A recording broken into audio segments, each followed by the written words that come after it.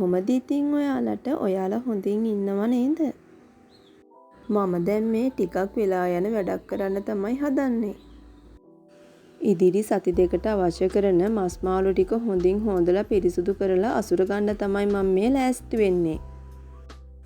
මස් මාළු ගෙදරට ගෙනාවාම shopping එක පිටින්ම ෆ්‍රිජ් එකට දාන්න නැතුව ඒ ටික හොඳට හොදලා පිළිවෙලකට දාගත්තාම උයන වෙලාවට අපිට හරිම ලේසියි. ඒ වගේම මස් මාළු ගේන shopping එක පිටින්ම ෆ්‍රිජ් එකට දැම්මහම ෆ්‍රිජ් එක අපිරිසිදු වෙනවා වගේම හරිම දුගදක් තමයි ඇති වෙන්නේ.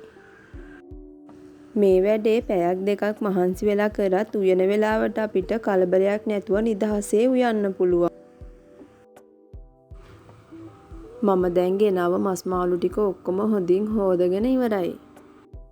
දැන් අපිට අවශ්‍ය ප්‍රමාණයක් වෙන් කරලා බොක්ස් වලට දාගමු. මම හුරුළු මාළු ටික නම් ඔක්කොම එකම බොක්ස් එකකට දාගන්නවා. අපේ ගෙදර ඉන්නේ දෙන්නයිනේ, මායි මගේ මහත්තයයි විතරයි. ඒක නිසා අපි දෙන්නට එක වේලකට හෝ දෙවේලකට ඇති වෙන්න තමයි මස් මාළු ටික ඔක්කොම වෙන් කරගෙන තියෙන්නේ. මම ඉස්සෝ ටිකත් එකම බොක්ස් එකකට දාගත්තා. ඒක මට ලේසි නිසා.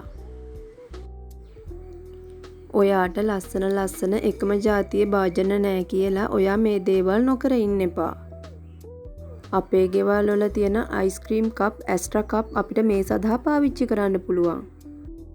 තමන්ට ලැබුණු ජීවිතේ තව කෙනෙක් එක්ක සංසන්දනය කරන්න යන්න එපා. එතකොට අපිට අපිවම එපා වෙනවා අනේ මට නෑනේ කියලා.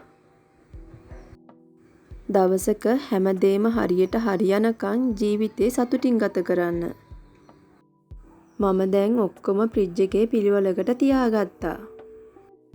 මගේ වීඩියෝ එකත් එක්ක එකතු වෙලා හිටිය ඔයාලා හැමදෙනාටම ගොඩාක් ස්තුතියි. මාව සබස්ක්‍රයිබ් කරලා නැත්නම් සබස්ක්‍රයිබ් කරලා මාත් එක්ක එකතු වෙන්න කියලා ඔයාලා හැමදෙනාටම ගොඩාක් ආදරෙන් ආරාධනා කරනවා. නැවත ඉක්මනින් වීඩියෝ එකක් අරගෙන එනකන් ඔයාලා හැමදෙනාම සතුටින් පරිස්සමෙන් ඉන්න.